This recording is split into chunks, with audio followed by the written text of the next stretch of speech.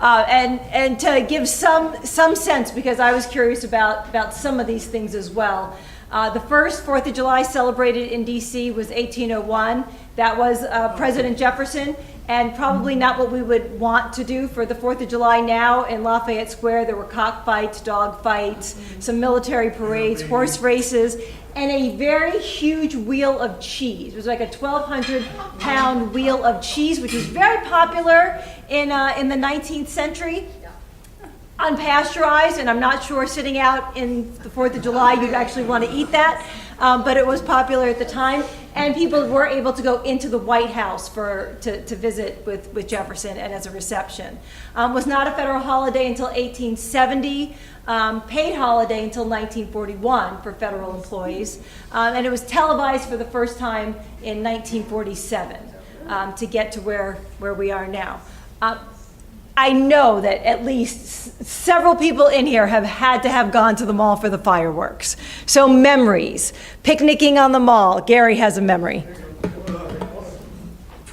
I work for the Park Service, and the first year for Independence Day was down on the mall for the bicentennial. And then, working for the Park Service, we had a place up at the Capitol, right in front of the National Symphony Orchestra, where Park Service employees could sit in our designated area. But we had that for several years. But as the years went on, more and more people from the Supreme Court started coming in. And we saw Supreme Court justices coming in down there. And then one year, they moved the Park Service off and put us down by the monument. So then we moved back down to the monument, and for the rest of my career, we had a special designated area at the monument, below the monument, actually. So you got bumped by the Supreme Court. Well, you mentioned the bicentennial. This picture is actually from the bicentennial, so that's one of the questions, too, if you remember celebrating the bicentennial here in D.C. Anybody thoughts? See parades? Watch? Tom?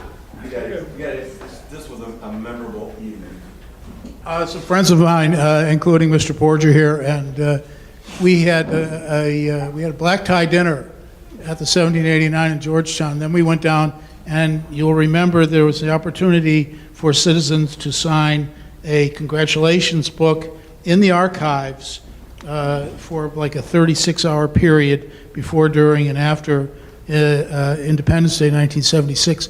So we all waited online in the middle of, by this time it was the middle of the night, and the line was nearly a block long, and I think we had a couple bottles of champagne in our coats, and we made our way up the steps and signed their names and became part of history. But my first experience with the fireworks was in '67 or '68, my first summer here in Washington, and it was a much smaller. It was a city celebration then. It was not a huge nationwide thing. And in fact, I remember there was a ground display roughly where the World War II Memorial is now that lit up at one point, and it said, "Buy and hold U.S. savings bonds." So, I mean, those were the old days. And then sometime after that, Honor America Day came into, and it was a big deal during the Vietnam War that you could express your patriotism by going down to the mall, and it's just gotten to be a very, very big thing. But in those days, it was really more of a local celebration. So. Oh, I'm glad to hear what you had to say, because my first one here was in about the same time, '67, '68. I didn't realize that it was small then because it seemed big to me. But what I do remember is I had my husband and I at the time had a couple hippie friends, and we go down, and at the time you could take wine down. People went and drank wine, and it was really a big festival kind of thing. But we didn't take wine. They had marijuana, and so we were stoking up. And I'll never forget when the fireworks went off, and I'm like really into this. It was the most gorgeous fireworks I'd ever seen, and in fact I can kind of still see it, how memorable it was. So that was my memory of the 4th of July, first one. But for the bicentennial, there was also, in addition to the regular fireworks that went off, they had, like the night before, the French put on one, maybe you remember. It's the very floral. Yes, right in front of the Capitol at the pool there, at the base of that. And it was the most gorgeous and unusual, the way the things came up from the, it was not like our kind of fireworks. Do other people remember that too? It was wonderful. I see you nodding, so I wanted to hear what you remember from that. I was having a weird flashback, and so I looked, and you know that enormous cheese in 1801 was a symbol of freedom, and it was made by a guy that was totally anti-slavery. It was made by it says right here, oh dear, a man named Leland, and he got together and he made it very clear, because he knew that Thomas Jefferson had slaves, he made it very clear that this cheese was made without one bit of slave labor. Just so you know. Did not know that. There it is, right? Anti-slavery cheese. Yeah, and he wanted it to be and it was huge. You couldn't miss it. And I was thinking that maybe it was the Marquis de Lafayette who had the idea, because we're a French-American family. But this is even better. So just letting you know. Nice. Very nice. Barbara Ehrlich. In 1976, I was part of a committee of the Southwest Arts Festival that was called in to work with the federal government that wanted to have a celebration in Southwest Washington along the waterfront. So many of the city agencies, the library, and just a lot of different city government organizations were involved with the federal government to put on a very large festival in Southwest. And one of the things I do remember during the fireworks was that we were actually able to go into our neighbor, Fort McNair, and sit along the waterfront, their waterfront, and watch the fireworks. So in Southwest, it was a pretty big deal. It was very nice. It was a nice day and wonderful to be on the waterfront. So, and there are a lot of other places to watch fireworks. So if anybody watched them somewhere else after Chip on that side. Walter, do we have any other mics? Thanks. Are you feeling sorry for me walking around? Getting your exercise. Again, I'm Chip. I have two memories of the fireworks. The early ones, I think it was probably mid to late 60s. I had a bunch of my friends who drive down to the mall in my VW bus, and we'd all sit on the roof drinking and watching the fireworks. But several years later, I and another friend of mine had a 35-foot cabin cruiser, and we would anchor in the river opposite the memorial, watch the fireworks, and then all of a sudden, the people on the Virginia shore started firing works at our ship, at our boat, and we would fire back at them. So it was a battle from the sea and the land. That is taking the symbolic version of fireworks very seriously. Yes. Did anybody watch them from any other places? Or you're going to have Bill? Well, in 1977, I remembered when Gary was talking about the Park Service employees being, relocated back down to the monument. In 1977, I was a reserve officer with the DC Police Department, and I was assigned solo to direct traffic at 15th and Constitution Avenue for the 4th of July, 1997. And it was a nightmare. So it would be a nightmare even if someone was helping you, and if it wasn't the 4th of July, it was insane. So it's just like, let the pedestrians cross, step back, get out of the way, So Wow. it's kind of fun. Well, that brings up, because there was not metro, right, for a lot of that time. So how did people get down to the mall or get down to the fireworks? Walked? Drove? Was there buses, trolleys? Drove and parked, so no trolleys going around, no. Buses, drove. No bike lanes. And no bike lanes. And you could find parking easily, back and forth, on the mall. And just park. So it was that small that you could come and go. Obviously, no security barriers. to kind of get in, no bag checks? No, they've all had two more streets, Jefferson and. That's right. And so people could drive and park going through there. Fascinating. You mean you could still, wade around in the reflecting pool at that point? I mean, I think that's all closed off now. The people would sit on the edge of the reflecting pool with, their coolers with beer and wine, and people would just walk out into the middle of the reflecting pool. You can also park on the Capitol grounds in those days. You could, any day, you could just, whenever Congress wasn't in, you could pull up to the parking lot and leave your car in the Capitol grounds. And then you walk through the Capitol to get to the mall. Because it's the quickest way, it's right around the building. But, that was way before. Do people, oh, I see a hand. 1 second, I'm coming to you.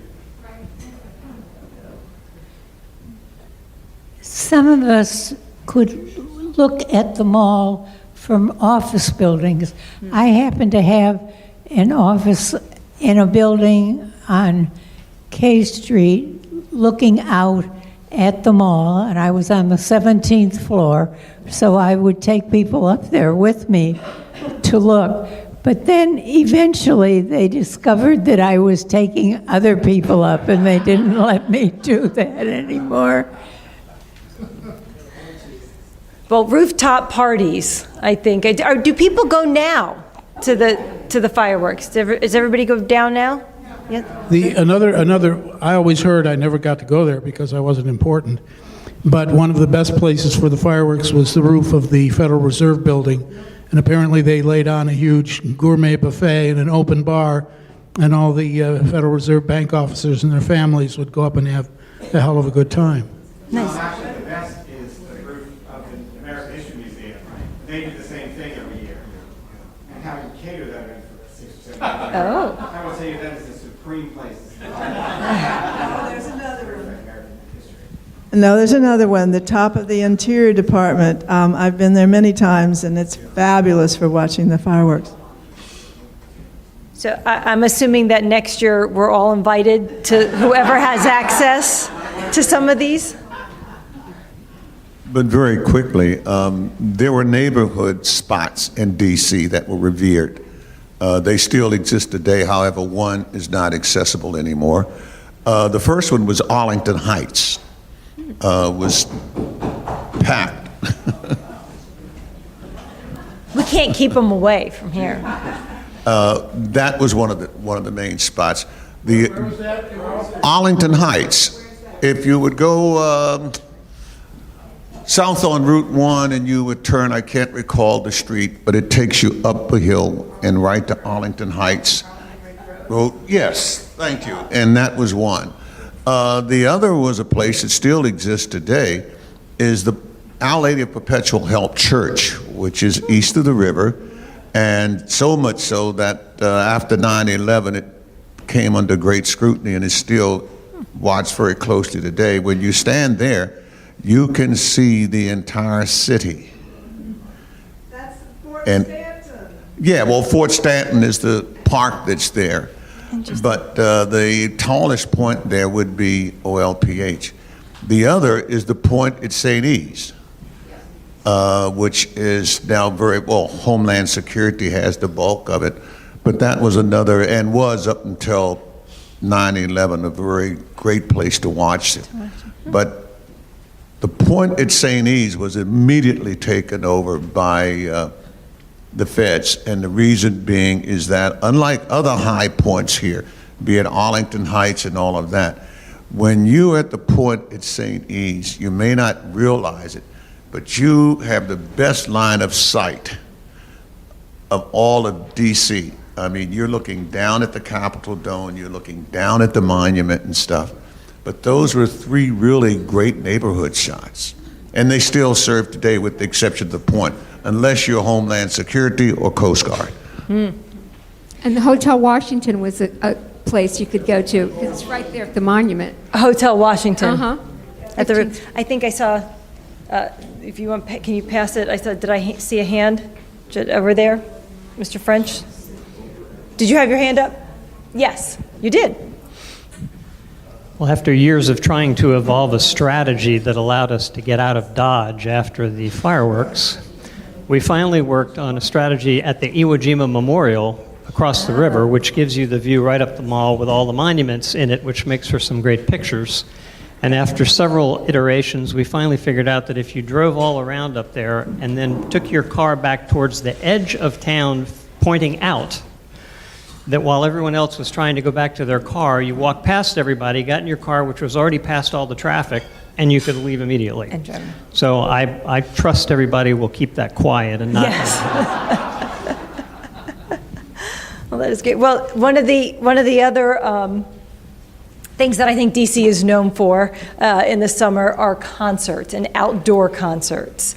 The Sylvan Theater, I think, was the first kind of big outdoor concert. It was 1917 that opened by the Washington Monument. First federally funded theater in the country, and still showing, having some concerts and going to be renovated as well.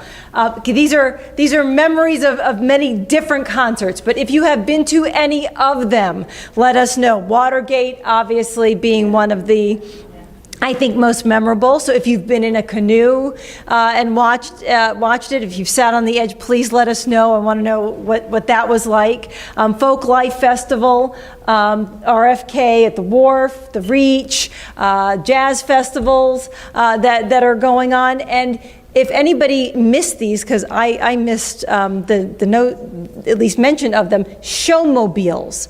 There was a National Park Service showmobile. Yeah, somebody knows. Yes, that would put on shows. Did you go to them? Were you part of that? My husband.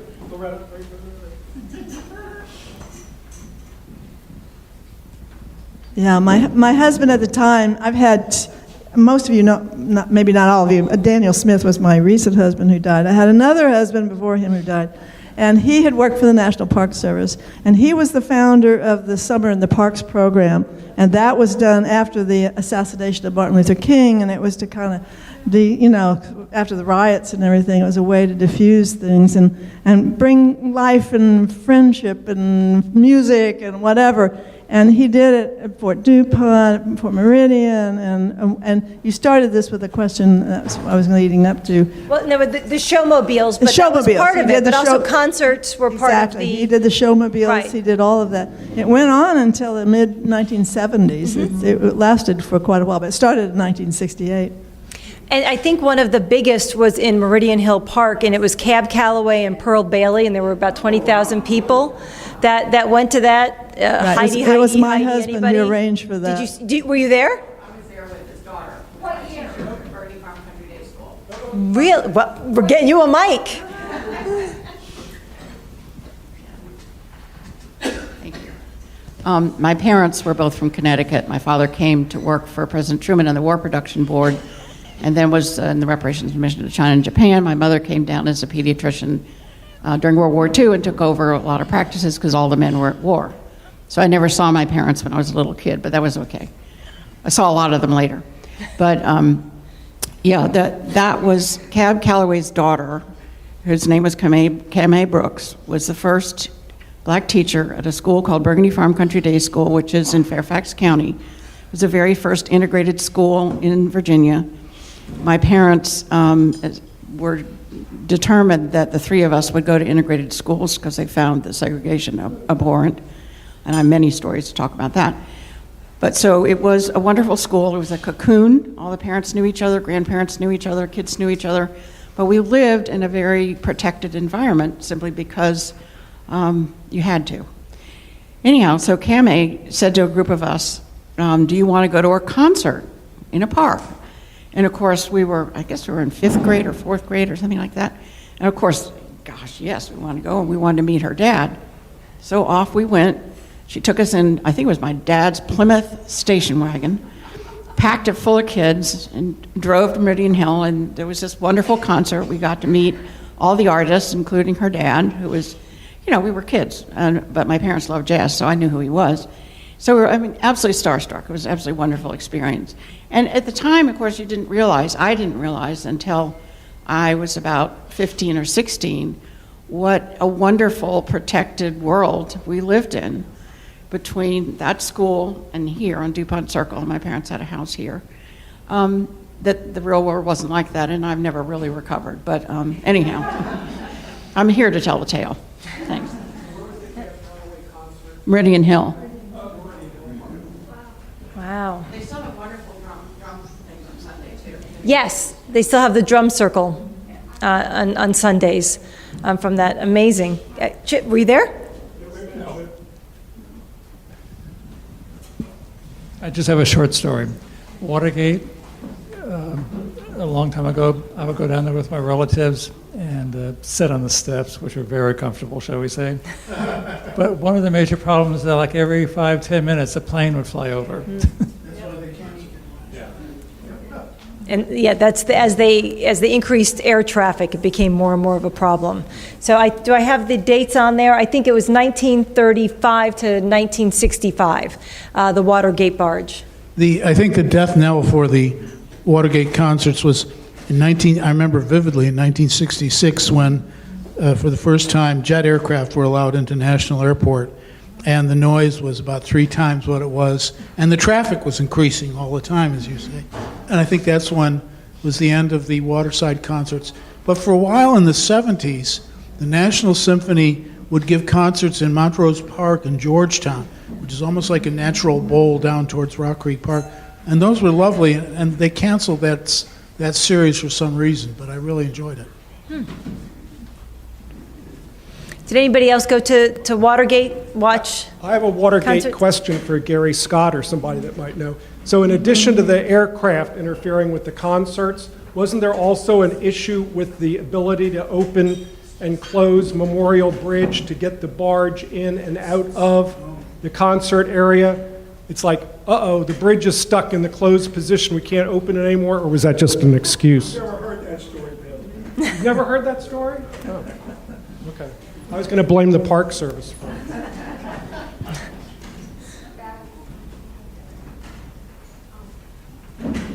Thank you. I just want to say, Miss Bonnie, I went to Burgundy Farms day camp as a little girl, and I also want to. You mentioned about the barge or the canoe on the water, and I had been to the Watergate concerts too, but I can't remember. Somebody very special. I can't remember who it was. But anyway, one year WTOP had this fundraiser for the Boys and Girls Club, and again, I was always thinking about my mom. And so I called in. I ended up winning this prize, and I didn't, wager that much, but I was the highest bidder. Well, the prize was to go on the Sequoia for the 4th of July to see the fireworks and to have the presidential suite at the Hay Adams that night, and and be escorted to the Sequoia by limousine. So anyway, and it wasn't, trust me, it wasn't like thousands of dollars, but we won. But I always wanted to see the fireworks from the water. It was a cloudy night, but it was a memorable experience to be on the Sequoia. And I don't know, some of you might remember the Man About Town. He was on WTOP and just covered, I can't remember his name right now, but he was on there. He was on the boat with us. And anyway, it was a very unique experience. So thank you for mentioning about the canoe and whatnot, because I'd forgotten all about this. This was a great idea, madam, because all these memories and all this information, like you actually saw Cab Calloway. I mean, you should write a book. Okay, thank you. And it sounds like you also went to the Watergate concerts, right? Did you say, if we could get you?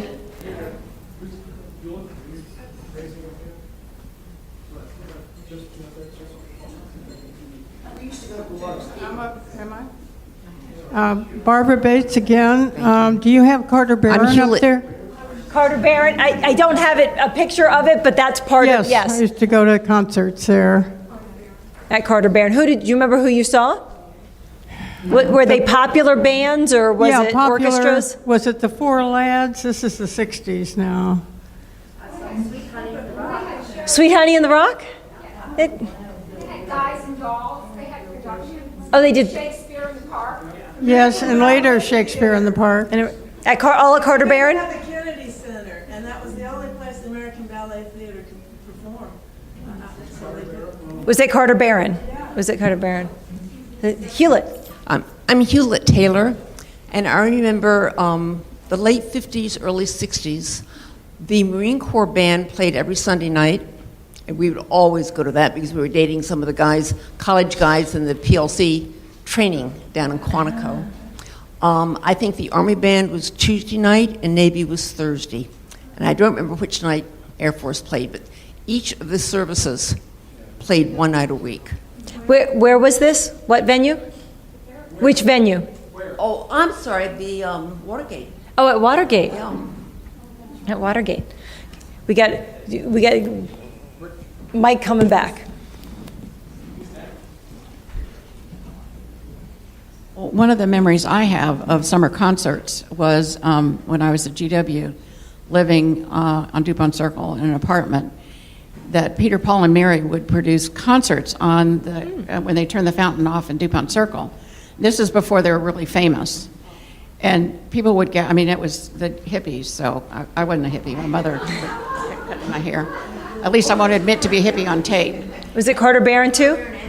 Yeah, but they would just have these impromptu concerts, and people would come from around the circle, but they, family would come from around the circle, but then people would found out about it and come from other. And then when, of course, they hit it big, we all were like, we need to win. You saw them. At Constitution Hall? Yes. And there was, do I have them here? Anybody make it to the Beatles in 1966 at what was DC Stadium? Okay, apparently you saw everybody. Did you go to, I like it. I like it. I was there at the train station with Richard Bales and his daughter Star. He was conductor of the National Gallery Orchestra for years. Some of you may remember the East Garden concerts on Sunday night that we got scrubbed up for to go to. But Star wanted to go, and thank you. And Dick offered to take us, bless his heart. It was, he was a classically trained musician and conductor. This was not his bag at all, but he decided to be our bodyguards. So we went to Union Station along with every other screaming teenager and saw them get off the train. And it was, for me, it was like, oh yeah, well, if it had been Little Richard, I would have been excited. But anyhow, it was I remember it as an experience. And then going to England a couple of years later, I bought an album for my cousin who loved them as well. I was never fond of the Beatles, I'm sorry, I apologize. Bought an album and it was red vinyl. And she died some years ago, and in her will, she left me that record of red vinyl. Oh. Were you there? No, sorry, different story. Oh, please. This one involves DAR Constitution Hall. When I was a young teen, I was a member of the Metropolitan Police Boys Club Band.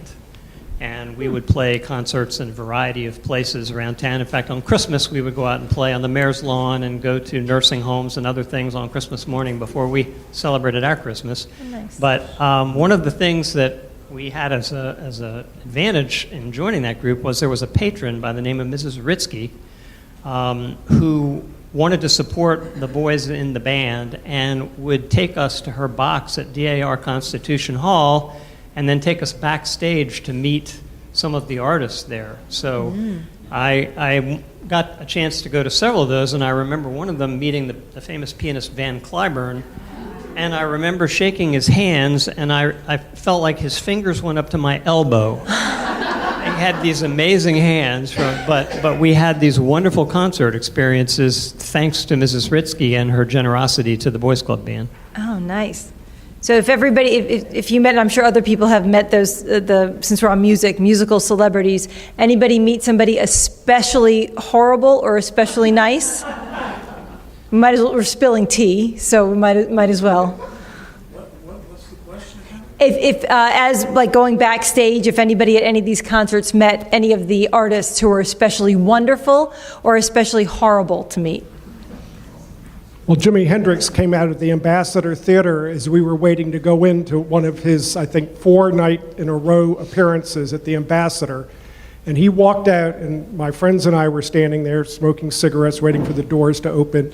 And he says, "Hey, man, is there any place around here someone can get a drink?"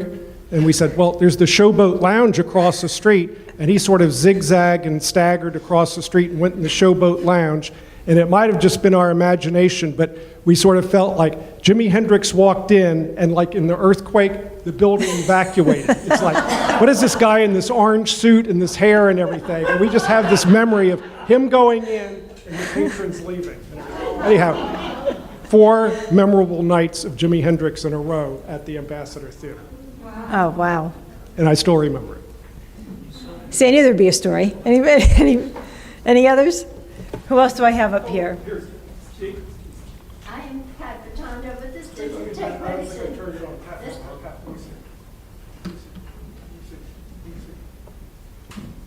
I'm not used to technology. This didn't happen in D.C., but I had a boyfriend one time who took me out for my birthday, and the waiters were singing happy birthday to me, and this guy came over and said happy birthday to me, and his name was Dizzy Gillespie. So I had the same birthday as Dizzy Gillespie. Nice. Well, Carl. There's one concert that I would add on to that list. And as a matter of fact, in August, it will be the 70th anniversary. The Army Blues and their annual 1812 Overture concert, which is fantastic. And that too was a well-attended thing. And it got to the point where people would come from miles around just to hear that. Number one, because it was done with howitzers right there on the monument grounds. So it started in Watergate. That was the first concert for that. And they had the guns up on an embankment. And then in latter years, they moved over to the monument grounds and continue after. Sylvan Theater, wasn't it, Carl? Sylvan Theater was next, and then I think now they do it at Joint Base Meyer. The capital of the 4th of July. Yeah. I heard Dionne Warwick talk once. She won the Kennedy Center Awards recently, and she mentioned that she worked with Burt Opera a lot. He composed many of her songs. She said the one she really didn't like was "Do You Know the Way You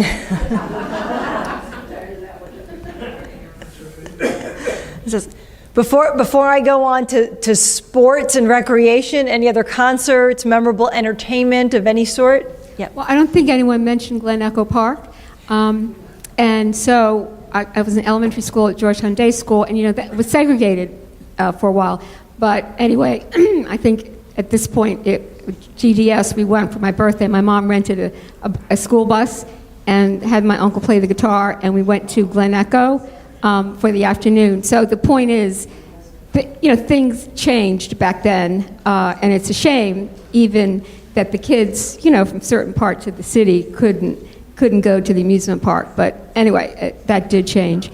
And I want to tell Miss Pat Patondo, one time my mom took my birthday to Blues Alley, and Joe Williams sang happy birthday to me, because she arranged it, though. He says, all of a sudden, he said, Cliftine, just all of a sudden, and then he started singing happy birthday. So Pat, you and I can trade stories later. Tom. Cindy, I have another question about the Beatles. I was not here then, but I was led to believe that their first concert, the Beatles' first concert, was at the Uline Arena? Yes. Is that correct? Yep. This was apparently on their way back. So this was that was on their kind of rise, and from what my understanding is, in '66, their popularity within did it ever really diminish? But they were less popular on their way back out. But apparently not at Union Station, because they had a crowd, right, greeting them. But yeah, they were just about to go back to England. But they were arriving for the Uline Arena concert when they came by train, isn't it? Because weren't they coming down from New York? Yes. The one in '66 was at RFK. Yeah, what is now RFK. Yes. And I think the previous one was 63, 64 at Uline. Yeah, the 64 event was their first concert. In the U.S. Yeah. They had a 50-year reunion at Uline Arena. Doug Jamal was there. Yeah.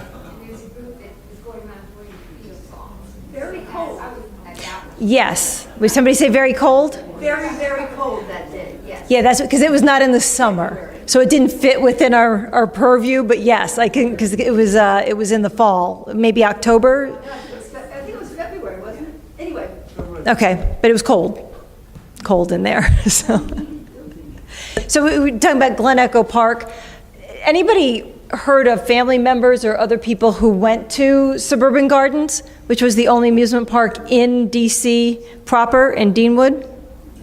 Anybody hear of it, know of it? It didn't last that long. It was only the 20s through the 40s, and it was specifically built for African Americans within the city. Where was it? That's a very good question. You know what? I'm not gonna. I'll let you know, because if I start to say it, I think I'm probably going to be wrong. But it was smack in the middle of the city. It's the only amusement park that's ever been in the middle of the city. To get Glen Echo in there, but it was in Maryland and they wouldn't take it. To get into. To get the blacks to go there. Yes, I think Glen Echo desegregated in '61. Yes, instead of doing, but they reopened because they desegregated in '61. I believe, and it only lasted for another couple of years. I remember picketing out there. Did you? On with the mic. So when did you pick it? With what group? What happened is a friend asked us to dinner. We were in from out of town, and when we came to dinner, she handed us all signs, and we went to Glen Echo to picket. So we went back for the next 2 days when we were still here. Was there a large group picketing, or were you a rather small group? We were a small group, but there were a lot of people picketing. We were down from Pittsburgh visiting because we had moved from here and we knew all these people. But it was very horrible to see what happened when they wouldn't let them in. Was this around that same time in the 60s, the 61, or right around? Did anybody else have memories of that issue at Glen Echo Park?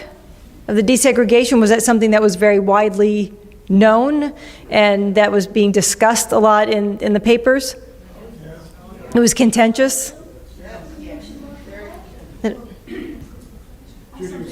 Judy was going to mention one more amusement thing. Yeah, Judy Hubbard, Marshall Hall. Do you remember Marshall Hall taking the ship, the amusement park? Where was Marshall Hall?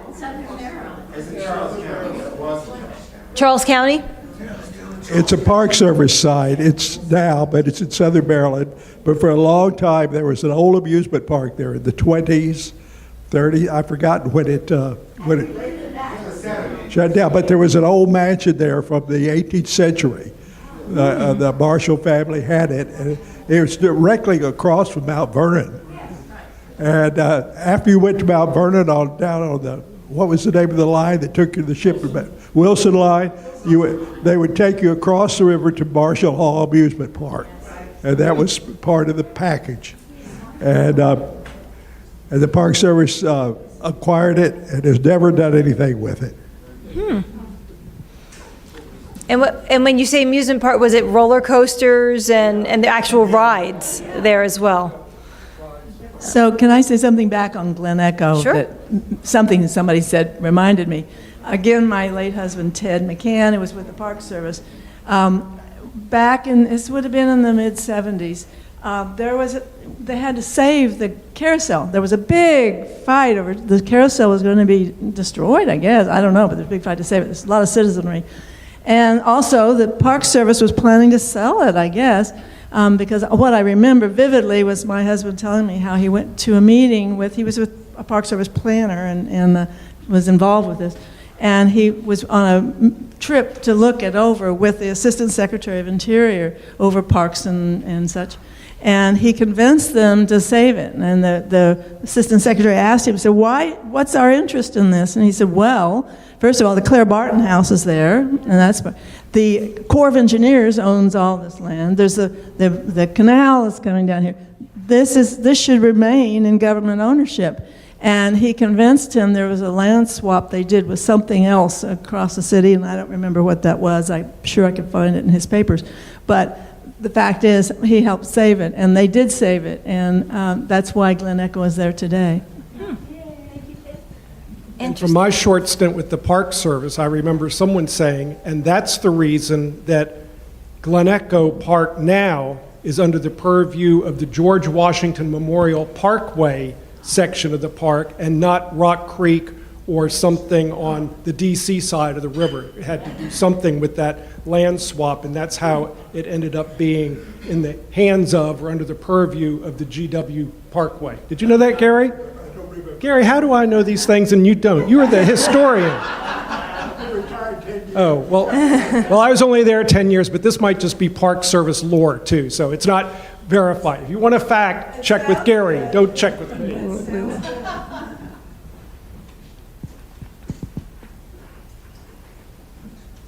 Very quickly, the excursion vessels that service Marshall Hall were all a part of the holdings of the late, great B.B. Wills. We see the ghost of B.B. sometimes when you're on the street, and a Gray Line tour bus or March tour bus. That was one of B.B.'s great initiatives back in the day. But as far as recreation for African Americans, there was a vessel, a part of that holding that serviced African Americans. You go down the river, you get in front of Marshall Hall, they turn around and bring you back. Anyone recall the name of that vessel? How about the Robert E. Lee? No, I still have my photograph of the Robert E. Lee. Ouch. But yeah, those were all a part of B.B. Wills' great holdings.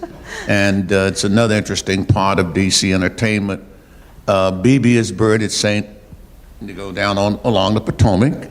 You can go to his gravesite there. And he had the idea of building this massive amusement park, the forerunner of what we now would call, what, Disney World or something like that. But it never came to fruition, but he did have a fleet of vessels. And Jim, that used to be the member here, oh God, his dad was one of the steam engineers. Not Jim Embry, he lives up, oh God, north of Frederick. I haven't seen him in decades now. But his dad was the chief steam engineer for B.B. Wills on his excursion vessels. And we used to talk a lot about steam engines. Oh, interesting. Good. Hi, Risa Cole again, and you wanted to know if we had any stories about famous people who were either good ones, bad ones. Well, this is a good story. Little Richard, she reminded me of it. He was here, and Carl was with art commissioner, and he was having a concert downtown, and he took a friend of mine who went down, and we went in the back and met him. And if you've seen him on TV or whatever, he was just as flamboyant in person as he was there. But he told us, he said, you know, I'm having a problem with my back. I have sciatic problems, and I have to get in this wheelchair. And we were just talking, he was so funny, just one thing after the other. Then he told my friend and I, he said, will you all pray with me? And so we said, sure. So we held hands and we had a little prayer circle before he went on to do his concert. But he was so funny and so nice, gracious. He really was. Wow. Praying with Little Richard was not probably expected, right? And as something. Well, we looked at each other like, really? Wow. Wow. Oh, we mentioned Rock Creek. And the tennis tournament, the Washington International Tennis Tournament, which started in 1969, Arthur Ashe starting there. So tennis, swimming at some of the pools, Haynes Point, which I think is still struggling to reopen and renovate. There used to be, of course, the tennis courts on the mall. Here is the Summer in the Parks from 1970. Rose Park, that is Gene Kelly in the 1940s, who, when he was stationed here during the war, would go to Rose Park and play. But memories of attending any, where would you go for kind of sports and recreation in the summers? Was it local, or did you specifically go towards like the courts at the National Mall, or did you make that effort to kind of go to anything that was out of your community? Did anybody? To participate or to watch? Both. Anybody remember? Oh, it's Nat Stadium, first season of Nat Stadium. That was probably empty for most of the, and still is. When you say Nat Stadium, are you referring to Griffith Stadium? I was just going to say or Griffith Stadium, but yes, the more recent memory would be Nat Stadium, because that was what, 2006? The Nationals playing, yes, yes. But the new building. So was there any impressions of? Let's go with Griffith. Anybody have memories of Griffith Stadium going to see sports? Wait a minute, Jessica. I remember going there for school patrol day or something. So I remember going there with a friend whose father would take us and leave us, because you didn't have to have assigned seats or anything. So he'd leave us, and we'd find ourselves plastered up against the fence, watching the game and waiting for the peanut man to come along, because you could get a bag of roasted peanuts for $1. So we would get the peanuts. Her father was somewhere in the stadium, but he never stayed around while we were watching. But things were so easy then. We were probably like 12. And watching the baseball game, and it was just a nice afternoon that somebody's father decided to take us to. Did you say frozen peanuts? No, roasted. Oh, roasted. I was going to say, I hadn't heard of that. Roasted in the brown bag, folded over. Yeah, the roasted.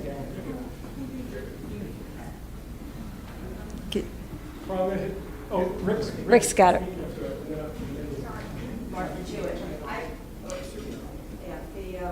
Kennedy Center, I think, was a great addition, in that at least once a day at 6 o'clock, anybody can go for free. 6 o'clock Millennium Station. But It's not working. It's either not on or the battery's not. Here, start over. So Martha Jewett, I was just commenting on the Kennedy Center and how wonderful it has been to make available for free to anybody at 6 o'clock Millennium Stage. But the other day I saw 1776 there, which I wasn't sure I was going to like, because it's an all-female cast with one transgender woman. But I was amazed at how they did a beautiful job. And it came out, the very first, before it started, out came a Native American girl who said, I am actually an actress in this performance, but before that, my ancestors actually were part of the Piscataway tribe that owned the land right here where the Kennedy Center is on Potomac, on the river. So there goes the oldest inhabitants. Yes. And that's what I thought the DC Natives, I did see that production as well. It was very good, if anybody has a chance to go see it. It's Anne Scoffier again. I remember going to Griffith Stadium back in the day with my dad, who adored baseball. But I remember that he was wearing a coat, a tie, a hat. I was dressed up in my special coat with velvet collar and patent leather shoes.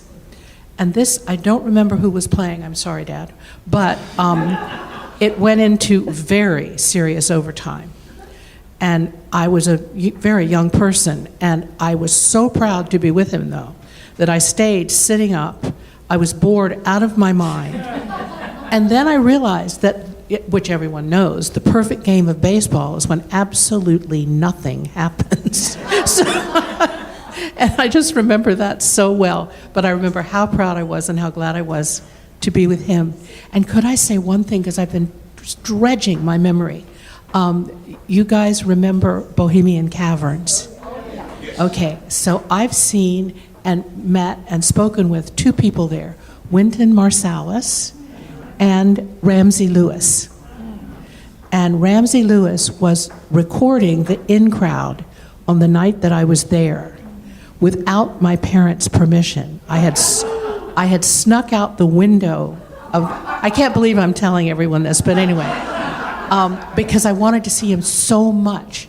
And my hands are clapping on that recording. I can tell you that.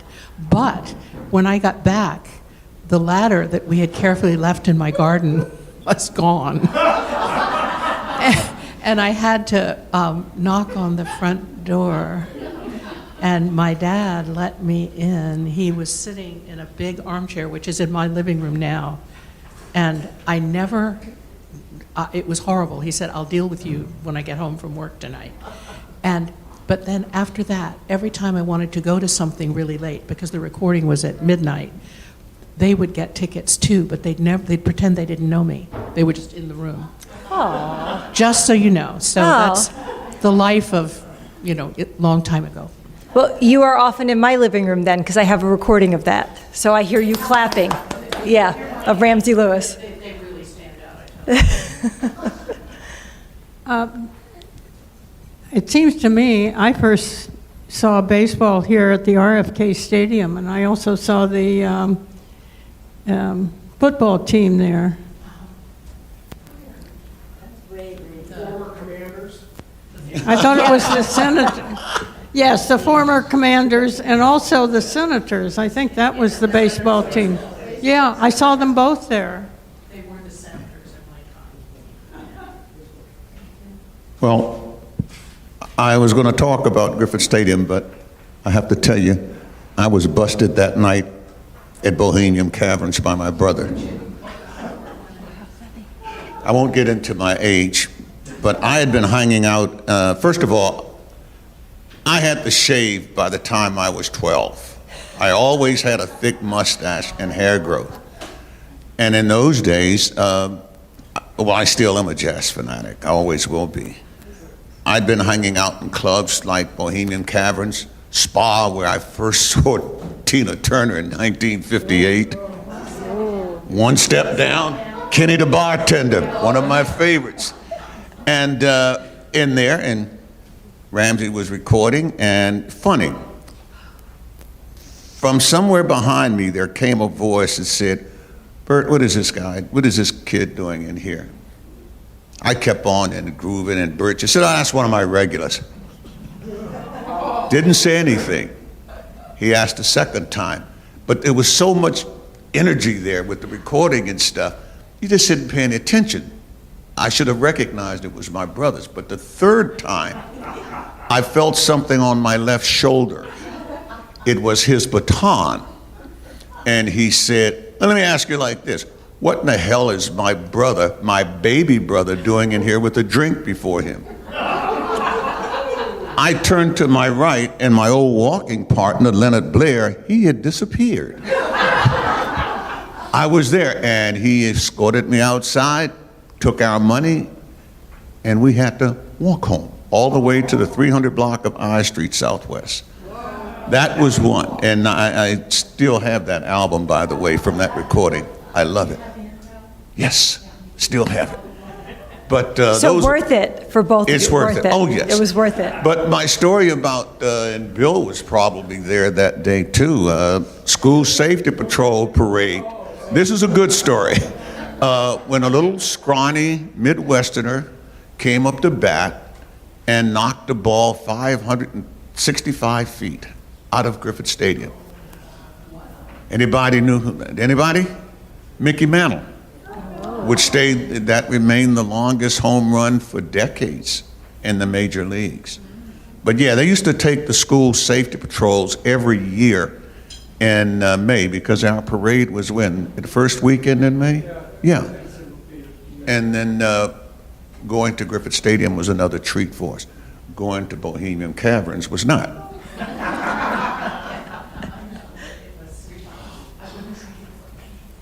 Talking about Bohemian Caverns, and do you remember Tony Taylor? He was my savior. I'm really telling you a lot of stories about my mother. She was a good one in our crowd. We've been friends for 67 years. Oh, yeah. Nice. Through thick and thin. Anyhow, so I remember being there the night of the in '68 when the riots started, and my parents had a farm in Alexandria, and so I had two friends with me. One was from France, and the other was from Holland. We were all students at Purdue University. And the riot started, and it started in 11th and U Street, which is right there, in the liquor store right on the corner. And Mr. Taylor came and said, I think you guys need to get out of here. There's trouble down the street. Well, I mean, you're underground. You don't know what's going on. So I said, okay, well, I'll listen to you. We're going to leave. So we were going to go out the steps in the front. And he said, no. You can't go out there. You got to go out the back. There was an alley in the back. I don't know if you remember that, but the kitchen was in the back. And there were these kind of stairs, ladder to go up to the alley in the back, which is where the food came in for the kitchen. So we were escorted back there with some other people too, to go up the ladder. And somehow he had called MPD, who were there at either ends of the alley, I guess, to contain the crowd. They weren't there for us, I can assure you. So anyhow, Tony called my dad and said, Martin, you need to meet them at the other end of the bridge. And so we walked from there. We got a police ride for part of the time. They just dumped us out somewhere. We got to the bridge. We walked across the bridge, and there was my father in his 1902 Datsun truck, who said, "Get in the back." Key Bridge. Yeah. So anyhow, so that was my story. The next day, my dad said, "Get in the truck." We came into D.C., a friend of his who was a Seventh Day, who had just started a painting business, and he had all the paints in his basement, and he was in one of the areas near where now the convention center. And he was terrified that somebody was going to throw something and blow up his house. So my dad and my brothers and I got in the truck, laid flat in the bed of the truck with a blanket over us, went down there, loaded all the paint up into the back of my dad's truck, and took his wife, and we all rode flat down with the paint cans, on top of the paint cans, beside the paint cans, with a tarp over us, and went back to Alexandria, where we stayed, she stayed for about 10 days. Wow. And the paint stayed for a couple of months until everything calmed down. Judy, did I see your hand? Remember the name? Charlie Bird? Showboat. Yes. Well, I happened to be dating a young man who was taking lessons from Charlie Bird. So Toby Thompson and I would go to see music. This is high school and totally underage, of course. Well, you just kind of dressed up and acted like you knew these musicians. So we were at the Howard Theater, we were at the Showboat, we were at Bohemian Caverns, and when I think about how young I was, didn't make the Charles Hotel. No, it was those three. The Showboat Lounge, and do you remember the cellar door? Yes. Ian and Sylvia. Anyway, I got us back on music again. I just have a question.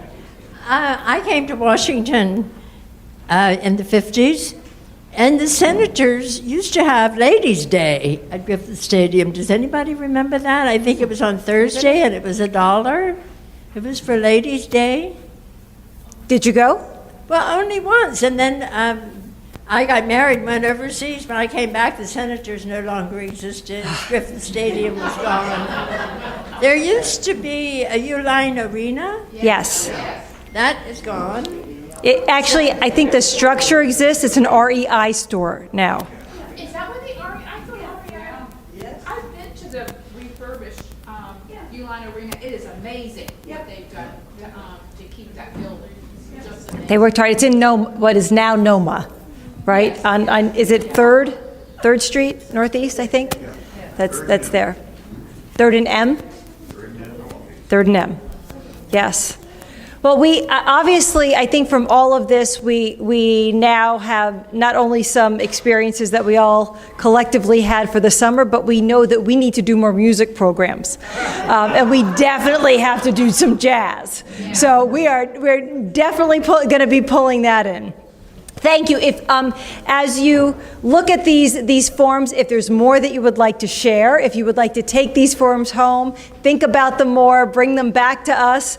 We would love to be able to. There's so much that we can't get from documents and from paper sources, but we can only get from your experiences of apparently sneaking out at night and getting into trouble. I do hope that all of you are still getting into trouble in some way, shape, or form, because it seems like we've got a good group for that, to start pushing boundaries. So we will find more ways to do that as well. Thank you for coming out today. Please let us know if you have any questions. And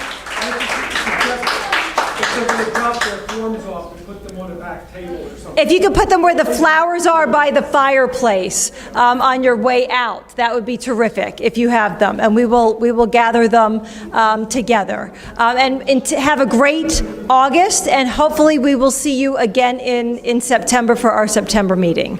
And thank you all so much.